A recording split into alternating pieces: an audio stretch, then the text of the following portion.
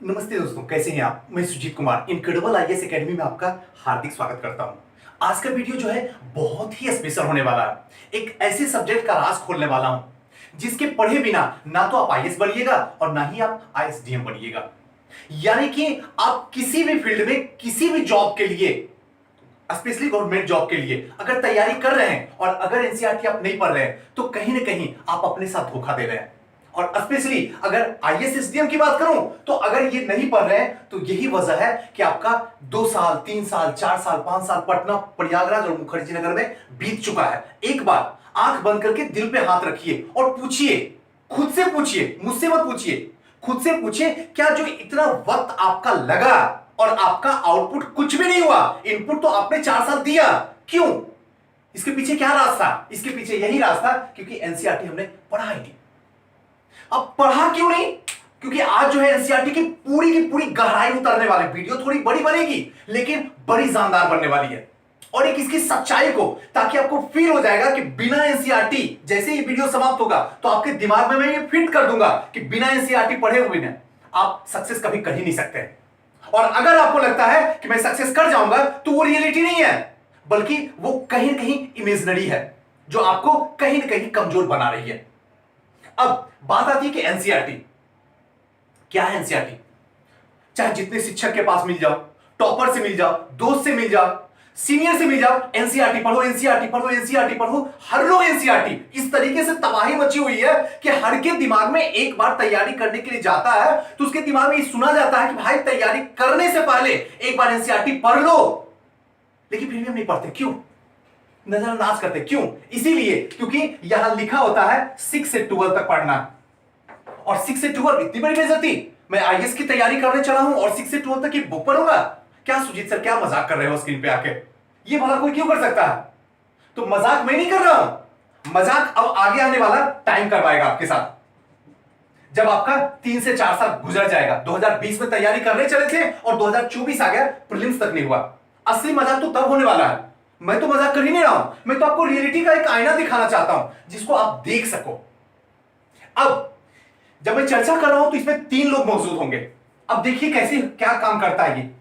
3 लोग मौजूद होंगे। एक वो लोग होंगे जो 2015 से तैयारी कर रहे होंगे, एक वो लोग होंगे जो 2017 से तैयारी कर रहे होंगे, और एक और लोग होंगे जो 2020 से तैयारी कर रहे होंगे। ध्यान रखिएगा, ये डाटा जो मैं बता रहा हूं एकदम ध्यान से सुनिएगा। ये 3 लोग हैं जो कि तैयारी शुरू कर दिए हैं। एक 2015 से है जो कि ऑलरेडी ये सीनियर हो गए हैं, 2017 वाला जो है ये मिडिल में है, और 2020 वाले जो है ये स्टार्टिंग में है। जब मैं यहां से सब सारी बातें बोलूंगा ये तीनों लोग सुनेंगे। ध्यान रखिएगा, ये तीनों लोग सुनेंगे, इन पे तो प्रभाव पड़ेगा, ये तो 100% है। ये बिलीव करेंगे कि आप जो बोल रहे हो ये सही है, इसके बिना हम सक्सेस नहीं करेंगे, और ये एक्सेप्ट करेंगे बात को। ये जो है ऑलरेडी 3 साल इनका जा चुका है, लेकिन 3 साल जा चुका है, 3 साल जाने के बाद भी अगर इनको आउटपुट 0 मिला है तो ये भी थोड़ा सा एक बार हिम्मत लगाएंगे कि नहीं, जो हमारे साथ गलती हुआ है उस गलती को, जो हो चुका है अब उसको रोक के, यानी अतीत को भूल के वर्तमान में जो है अच्छे तरीके से किया जाए। तो इसलिए ये थोड़ी सी कोशिश करेंगे, लेकिन यहां भी जो कोशिश होगी वो सिर्फ 40% लोग कोशिश करेंगे, 60% जैसे हैं वैसे ही रह जाएंगे, और यहां तो 90% 95% लोग जो होंगे वो बदलेंगे नहीं। तो ये वाला जो आंकड़ा है ये तो खेल ही खत्म हो गया। तो मेन टारगेट है 2020, यानी कि जो न्यू स्टूडेंट है उनके लिए। ये 2017 भी कोशिश करेंगे लेकिन 2020 इंपॉर्टेंट है उनके लिए। अब एनसीईआरटी की बात आते हैं, तो एनसीईआरटी की बात आती है कि एनसीईआरटी और ऑथेंटिक बुक या एडवांस बुक हमेशा आप सुनते हैं, आप प्रयागराज में है या पटना में है या मुखर्जी नगर में है, हमेशा आपको कहा जाता है कि एक बार एनसीईआरटी पढ़ लो, उसके बाद ऑथेंटिक बुक या एडवांस बुक पढ़ो। आखिर इन दोनों में क्या अंतर है? एनसीईआरटी ऑथेंटिक बुक में क्या अंतर है? अगर आपसे मैं पूछूं तो क्या जवाब दोगे? कभी सोचे, कभी सोचने की कोशिश किए? इतनी बड़ी हिंदुस्तान की इतनी बड़ी इम्तिहान की तैयारी चल रही है, और अगर मैं आपसे एक क्वेश्चन पूछ रहा हूं कि अच्छा ये बताओ कि एनसीईआरटी और एडवांस बुक दोनों में क्या अंतर है, पता ही नहीं है। सर दोनों बुक है, एक बेसिक है एक एडवांस है। अरे ऐसा नहीं है, ये तो रिक्शा ठेला वाला बता देगा, सच्ची बता रहा हूं, सिंपल इंसान बता देगा जो थोड़ा सा भी बुद्धि होगा। आपसे उम्मीद ऐसा नहीं है। ये सीधा सा मतलब है कि एनसीईआरटी जो है आपको समझाती है और जो एडवांस बुक होती है वो आपको बताती है। ध्यान रखिएगा दोनों की बात की, क्योंकि इसकी एक एक बात को अंदर जाने दीजिए, बहुत बड़ा कमाल होने वाला। एक समझाती है और दूसरा बताती है। अब इसको डेमो में आपको कन्वर्ट करके बताऊंगा तो अच्छे तरीके से समझिएगा। हम ऑलरेडी नंबर देते हैं, नंबर जब देते हैं तो कहते हैं कि भाई कॉल करो। तो कोई कोई ऐसा स्टूडेंट होता है जो लगता है यार इरिटेटिंग कर रहा, तो उसको क्या कहते हैं, एक काम करो इनक्रेडिबल आईएएस एकेडमी में चले जाओ और वहां पे जो फोल्डर बनाए हो आईएएस का, वहां वीडियो रखा वहां देख लो, तो ये वो बताना। और एक फोन करता है तो पूछता है कि सर थोड़ा सा आपका गाइडेंस मिल जाए, क्योंकि आपसे बात करना बड़ा सौभाग्य लगता। तो मुझे भी लगता है कि यार सही में ये जो है हमारे ही ऊपर डिपेंडेंट है, तो इसको मैं क्या करता हूं, समझाता हूं कि देखिए ऐसे पढ़िए वैसे पढ़िए। तो दोनों में अंतर समझ में आ गया। एक में है कि खुद से करना है और दूसरा में है ये खुद इसको करवा रहा है। यही दोनों में अंतर है, एक समझाता है और दूसरा बताता है। ये तो कहानी यहां हुई। अब यहां से 3 क्वेश्चन उठता है। सबसे पहले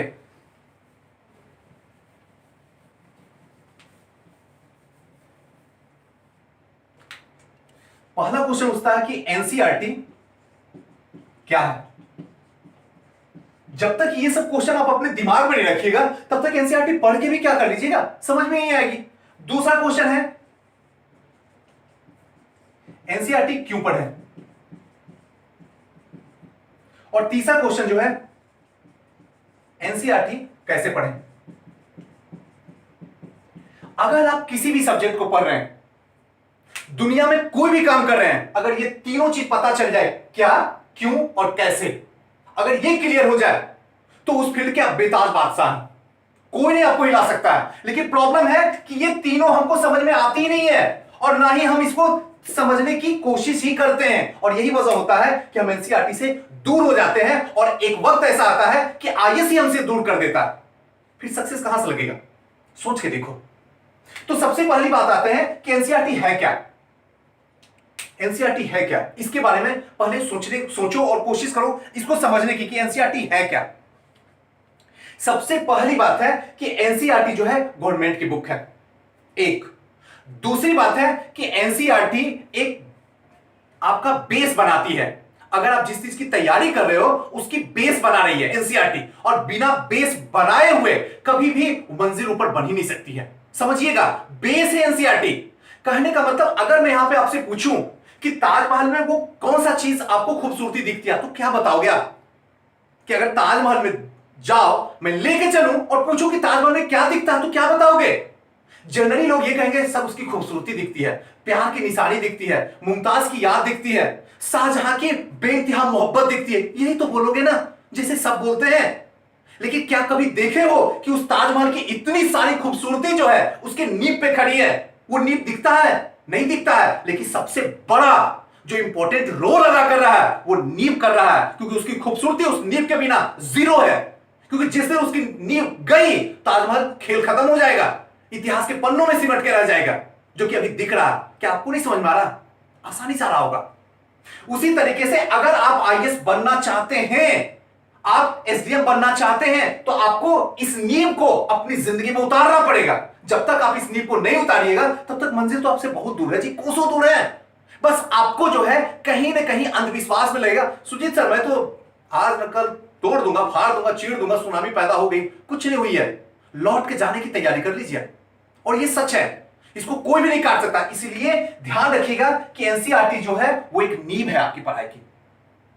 आप घर बना रहे हो, अब ध्यान से सुनना। अगर नींव में उतना इंटरेस्ट नहीं होता, ध्यान रखिएगा, मैं जो बातें बोल रहा हूं नींव में कोई इंटरेस्ट नहीं होता, किसी भी तरीके से बस ठोस बना दो, कोई मतलब नहीं है। लेकिन नींव बनने के बाद जो ऊपर घर बनने लगती है, तो उसमें आपकी मम्मी, आपके पापा, आपकी दीदी, आपकी बहन, सारे लोग वहां एकजुट होके कहते हैं यहां पे मेरा डाइनिंग रूम होना चाहिए, यहां पे ये अलमारी होनी चाहिए, सामने से इस तरीके से होना चाहिए, स्ट्रक्चर जो देखने में ऐसे लगे वैसे लगे। वहां सबको इंटरेस्ट है, लेकिन उसकी नींव में किसी को कोई इंटरेस्ट नहीं है।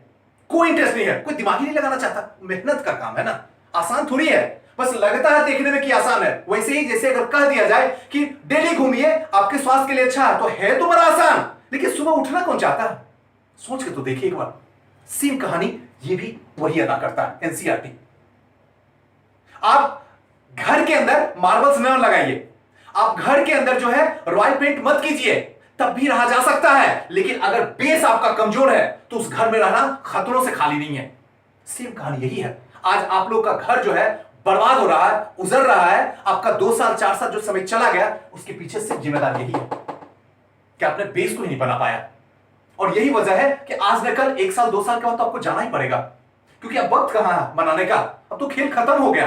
अब तो बस जाने की तैयारी कीजिए, जितना जल्दी हो सके चले जाइए। कल जाना है, बेहतर है आज चले जाइए, कितनी भी मेहनत कर लीजिए, कर भी है, लेकिन दिल की बात है, आपको करना ही पड़ेगा, इसलिए यह होना जरूरी है। दूसरी बात होता है कि एनसीईआरटी क्यों पढ़े। यह क्वेश्चन आता है कि आखिर सर एनसीईआरटी क्यों पढ़ा रहे हैं। इसीलिए क्योंकि इसको लिखने वाले जो राइटर होते हैं, एक दो राइटर नहीं होते हैं, ये अपने एक टीम लिखती है, जो उस टीम के एक्सपर्ट होते हैं, उस फील्ड के बेताज बादशाह होते हैं, जहां पे एक अशुद्धियां तक नहीं निकाल सकते हो, एक डाटा का मिसअंडरस्टैंडिंग नहीं निकाल सकते हो। इसके डाटा और इसके फैक्ट भी जो होते हैं वो 110% सही होते हैं। इसीलिए बताया जाता है कि एनसीईआरटी पढ़ो। और सबसे बड़ी बात है कि ये आसानी से हिंदुस्तान के हर शहर में मिल जाती है, हर शहर, हर कस्बे, हर गली में मिलती है।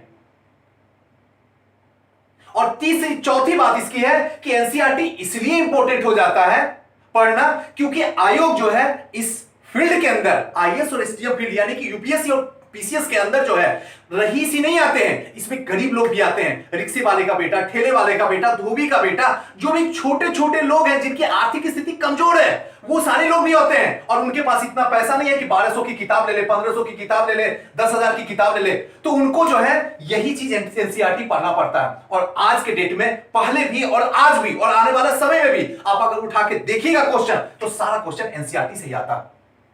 थोड़ा सा घूमता है क्वेश्चन, लेकिन रहता एनसीईआरटी से ही है, क्योंकि समझता है आयोग कि अगर एनसीईआरटी से देंगे तो सारे लोग को हम कवर कर सकते हैं।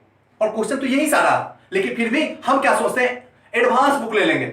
इस बार एडवांस बुक आपको बताएगा, समझाएगा नहीं। पहले तो समझ लो, समझ आ कहां रही है, इसलिए थोड़ा सा ध्यान रखना है तो हो जाएगा। तो समझ में आ गया कि एनसीईआरटी क्यों पढ़ें, अब क्लियर होगी। नेक्स्ट जो आता है सबसे इंपॉर्टेंट, कि एनसीईआरटी पढ़ें तो कैसे पढ़ें।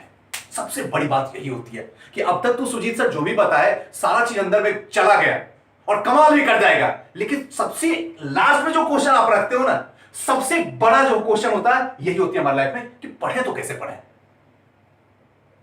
एनसीईआरटी पढ़ने के लिए कोई दिमाग लगाने की कोई जरूरत नहीं है। एनसीईआरटी पढ़ने के दो तरीके हैं, एक चीज तो पहले ये कंफर्म कर लो। एक तो होता है कि अगर मान लीजिए कि पॉलिटी आप उठाए तो पूरा का पूरा पॉलिटी पढ़ जाइए, यानी 6 से लेके 12 तक। दूसरा होता है कि पॉलिटी जो है पढ़ लिए, पॉलिटी एक 6 क्लास की पढ़ लिए, उसके बाद समाप्त कर दिए, उसके बाद हिस्ट्री पढ़ लिए फिर 6 क्लास की, उसके बाद साइंस पढ़ लिए फिर 6 क्लास की, उसके बाद जो है ज्योग्राफी पढ़ लिए 6 क्लास की। ये दो मेथड है और दोनों मेथड अच्छा है, बुरा नहीं कर रहा, लेकिन मैं जो प्रिपेयर आपको करवाना कोशिश करता हूं कि पॉलिटी पढ़िए ये मेथड से, चैप्टर वाइज। सबसे पहले पॉलिटी अगर लिए तो क्लास वाइज पढ़िए, 6 क्लास पढ़ लिए, उसके बाद 7th क्लास पढ़ लीजिए, 8th क्लास पढ़ लीजिए, 9th क्लास पढ़ लीजिए, 10th पढ़ लीजिए, 11 पढ़ लीजिए और 12 पढ़ लीजिए। ये सबसे पहला पॉइंट है, इसको आप दिमाग में नोट कर लीजिए कहीं भी। ये कभी गलती मत कीजिए कि हिस्ट्री पॉलिटी का 6 पढ़ लिया उसके बाद हिस्ट्री में उतर गए, तो कभी सही नहीं हो पाएगा, क्योंकि यहां पे दिमाग का खेल है। आपका दिमाग इतना स्ट्रॉन्ग नहीं है कि ये चीज को कैच कर ले। आप अपने दिमाग को भी परखिएगा ना, दिमाग कैसे चल रहा है, आपसे बेहतर मैं कैसे जान सकता हूं, क्योंकि आप जो दिमाग है आपके पास में, एक कॉमन माइंड ये कहता है कि अगर हिस्ट्री पढ़ रहे हो तो 6 से लेकर 7, 8, 9, 10। अब देखो इससे कमाल क्या होगा, सबसे पहले इसकी भी एक समझ लो यार, यहां से जिज्ञासा बढ़ेगी, यहां से, क्योंकि 6 जब पढ़ोगे तो लगे अच्छा 6 में पढ़े तो पॉलिटी में अच्छा राष्ट्रपति पढ़े थे, अच्छा तो अब राष्ट्रपति के बाद क्या आएगा, अच्छा प्रधानमंत्री भी पढ़ना है, प्रधानमंत्री में क्या होता है, उसके बाद आगे चले तो अच्छा राज्यपाल पढ़ना है, राज्यपाल में क्या होता है, चुनाव आयोग पढ़ना। तो उससे क्या होगा, एक तरीके से सीरीज में चलेगी, और जब सीरीज में कोई भी चीज चलती है तो दिमाग उसको कैच कर लेता है, फिर लाख कोशिश कर लो दिमाग से बाहर नहीं निकलेगा।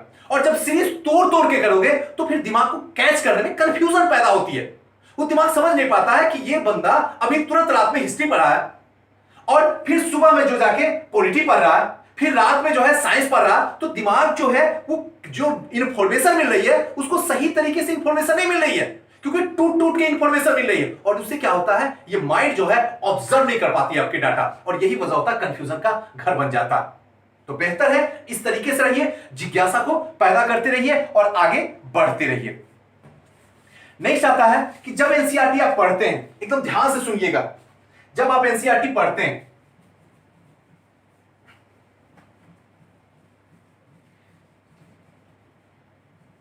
पूरी तरीके से प्रैक्टिकल बातें बता रहा हूं, कोई भी बातें ऐसा नहीं है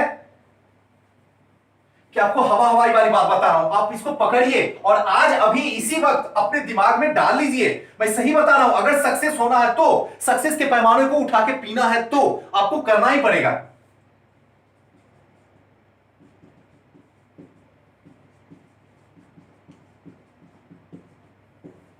इसी की बात हो रही है। एक तो हुआ कि आप 6 क्लास 7 क्लास करके जिज्ञासा के साथ में सीरीज वाइज आप पढ़िए, आपके दिमाग में चला जाएगा।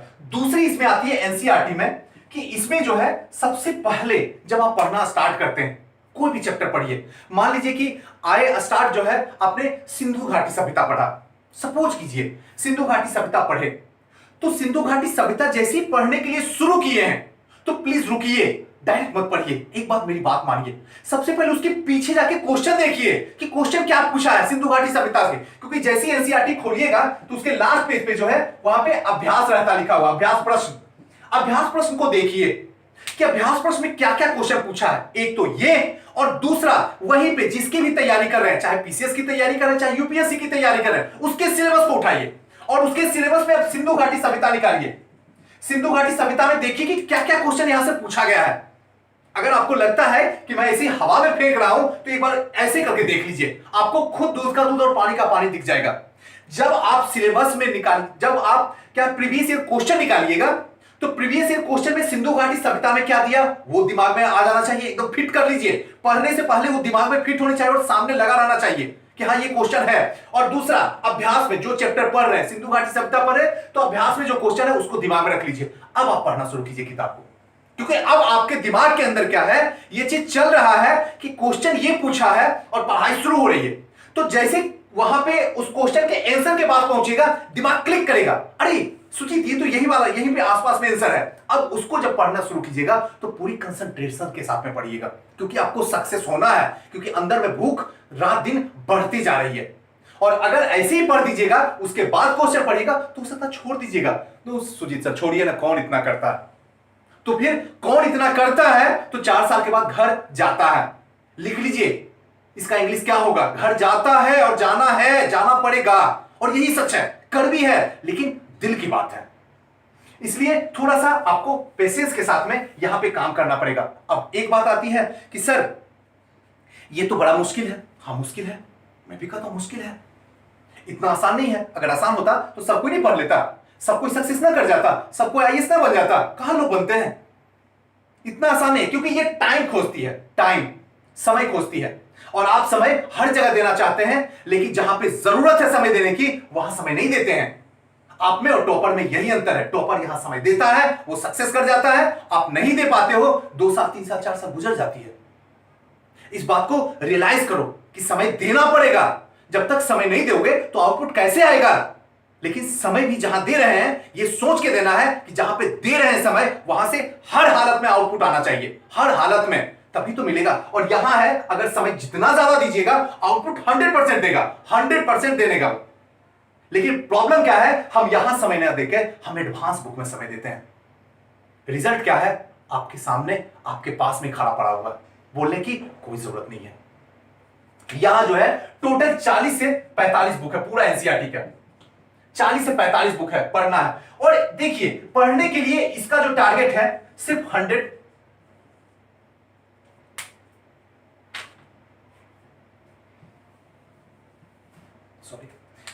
100 दिन, पूरा एनसीईआरटी खत्म करने का एक टारगेट फिट कर लीजिए दीवार पे, 100 दिन में आपको एनसीईआरटी पढ़ना। लेकिन एक चीज ध्यान रखिएगा, टाइम के साथ में, यानी कि समय के साथ साथ में आपको जो है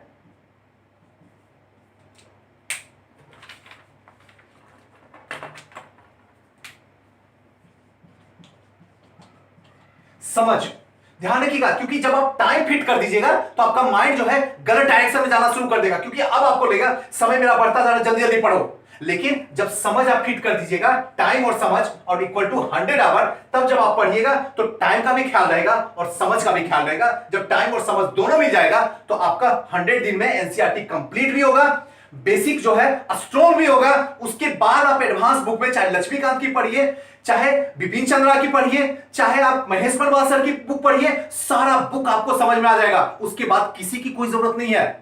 कि आखिर वो आपको समझाए, सब कुछ आपको समझ में आ जाएगा। प्रॉब्लम है इसी को क्लियर ही क्लियर नहीं है, जिसकी वजह से जो है इधर उधर आप भटकते रहते हैं और भागते रहते हैं। हो गया क्लियर ना? यही एनसीईआरटी है और कोई तमाशा नहीं है एनसीईआरटी। अगर इस चीज को अपनी जिंदगी में आज उतार लिए तो खेल शुरू हो गया आपका सक्सेस का। यहीं से शुरू हो जाता है, यही जो है ये बीज है। अगर ये बीज अंदर चला गया जमीन में तो पौधा तो बनना ही बनना है, लेकिन प्रॉब्लम है आप इस बीज को अंदर डालने की कोशिश नहीं करते हो। इधर से उधर से पूछते मासते दिमाग लगाते, छोड़ो ना डालें तो कभी भी वो जमीन बंजर पड़ जाएगी। और जब मैं डालने के लिए कहूंगा तब वहां से पौधा निकलेगी नहीं, क्योंकि जमीन बंजर हो चुकी है। इसलिए कोशिश करो इसको डालने की, इस बीज को, क्योंकि ये बीज के डाले बिना आप आईएएस का फसल कभी जिंदगी में काट ही नहीं पाइएगा। जहां कहिए मैं लिख के दे देता हूं। नेक्स्ट आता है, कुछ ऐसे क्वेश्चन होते हैं जो स्टूडेंट के दिमाग में हमेशा घूमते रहता है, और वो क्वेश्चन में से है कि सर पुरानी वाली एनसीईआरटी पढ़ूं या नई वाली एनसीईआरटी पढ़ूं। दो चीज तो हमेशा दिमाग में आपको घूमता है कि पुरानी पढ़ूं या फिर नई पढ़ूं। देखिए मैं जो कहता हूं हमेशा हर स्टूडेंट को हमेशा बोलता हूं नई वाली एनसीईआरटी पढ़ो, क्योंकि पुरानी वाली एनसीईआरटी सब जगह अवेलेबल नहीं है। और आयोग आप पुरानी वाली से क्यों पूछेगा क्वेश्चन? क्योंकि आयोग तो ये देखता है कि जो कि सब जगह अवेलेबल है वही चीज से तो क्वेश्चन पूछेगा। थोड़ा सा तो दिमाग लगा लो, थोड़ा सा लगा, क्योंकि हर जगह अवेलेबल नहीं है। दिल्ली में पुरानी बुक होगी अवेलेबल, बिहार में नहीं है, या छोटे से कोई गांव चले जाओ वहां पे अवेलेबल नहीं है। तो ऐसे कंडीशन में ध्यान रखिए न्यू वाली। एक दूसरी बात क्या है न्यू वाली में प्रॉफिट, कि उसमें जो डाटा है वो अपडेट होकर आपको मिलता है, ये चीज का फायदा हो जाता है। तो इसलिए अगर देखा जाए तो जो न्यू वाली है वो इंपॉर्टेंट है। अगर खरीदना है और पढ़ना है तो एनसीईआरटी न्यू वाला पढ़ो, ओल्ड वाले की कोई जरूरत नहीं है। लेकिन अभी भी आप इधर उधर से अगर जाओगे तो कहेगा एक काम कीजिए ओल्ड वाला पढ़िए। अगर 10th लेना है हिस्ट्री का तो ओल्ड लीजिए, ज्योग्राफी का लेना 12th तो ओल्ड लीजिए। अरे ओल्ड लेने से क्या होगा मेरे भाई, उसमें जो गलतियां हैं वो कैसे सुधरेगी? जब न्यू आएगी तभी तो सुधरेगी। उसके डाटा कैसे बदलेंगे? जब न्यू आएंगे तभी तो बदलेंगे। और एक एक नंबर से आपका सिलेक्शन रुक रहा है, रुक रहा है। इसलिए अगर इस सिलेक्शन को आगे बढ़ाना है तो परिस्थिति को देख के, सिचुएशन को देख के प्रेजेंटेशन देना सीखो। अगर सिचुएशन को देख के प्रेजेंटेशन देते हो तो सक्सेस हमेशा आपकी बाहों में रहेगी।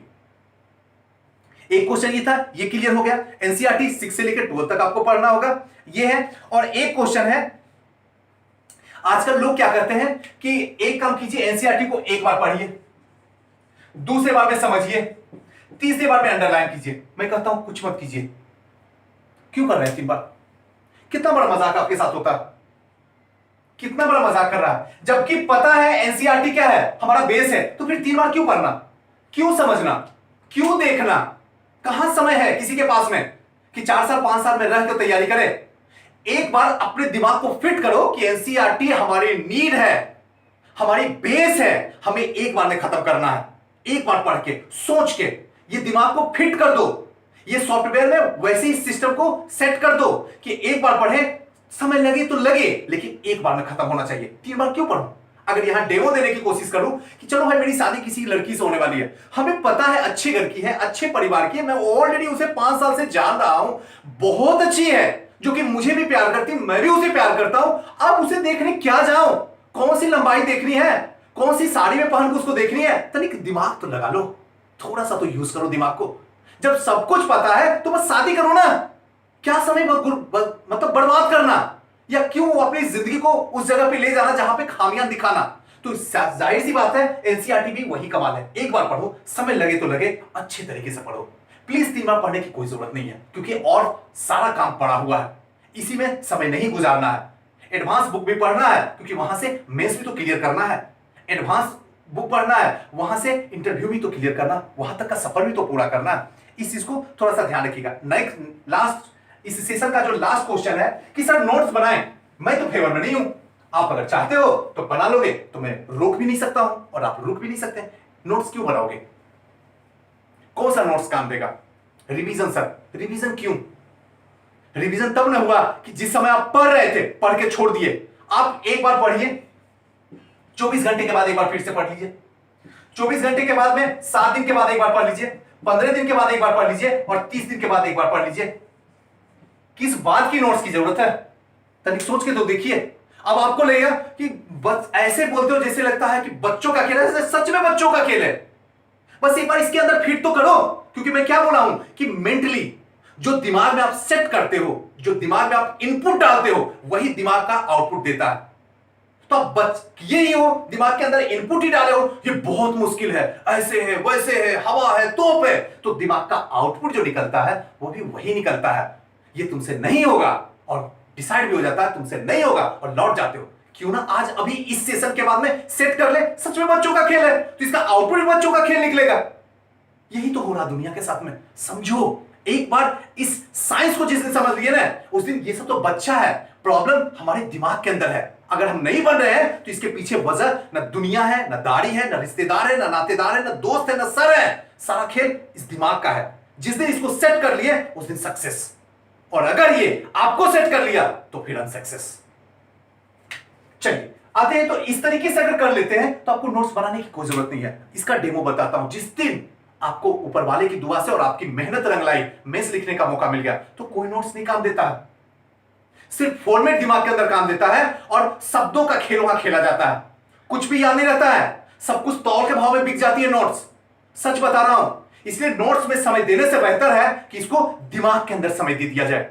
दिमाग में ही इतना फिट कर दिया जाए, जितना लिखा जाए उतना ही दिमाग में रख लिया जाए, तो ये कयामत मचा सकती है। ये इतिहास बना सकती है कि आज तक वो नंबर नहीं कोई लाया जो आप लाए। तो प्लीज मेरे हिसाब से अगर कहिएगा तो नोट्स नहीं बनाना चाहिए, और अगर बनाइएगा तो मैं रोक भी नहीं सकता हूं। यही कुछ सेशन था, कुछ जरूरी बातें थी जो कि एनसीईआरटी के बारे में लोग को जानना था कि सर कैसे एनसीईआरटी पढ़ें। बड़ा कंफ्यूजन होता था। मैं उम्मीद करता हूं इस वीडियो के थ्रू आपके सारे कंफ्यूजन दिमाग से निकल गए होंगे, सारे दिमाग के अंदर कचरे बाहर निकल गए होंगे। अब आपको एनसीईआरटी पढ़ना होगा। एनसीईआरटी के बिना आपका कुछ नहीं होने वाला। दोस्तों कैसा लगा ये वीडियो हमें जरूर बताइएगा, और हो सके तो प्लीज इस वीडियो को ज्यादा से ज्यादा शेयर कीजिए। जैसे आपकी जिंदगी आज जिस वक्त आप देखें पूरी तरीके से एनर्जेटिक हो गए, तो हो सकता है कि आपके बदौलत किसी और को अगर वीडियो शेयर करते हैं तो वो भी एनर्जेटिक हो सकता है। क्योंकि मुझे पता है मैं आपको दीवानों की तरह मानता हूं, तो आप भी तो मुझे मानते होंगे। तो प्लीज इतना जरूर कीजिए कि वीडियो को शेयर करने की कोशिश कीजिए। थैंक यू, नमस्कार।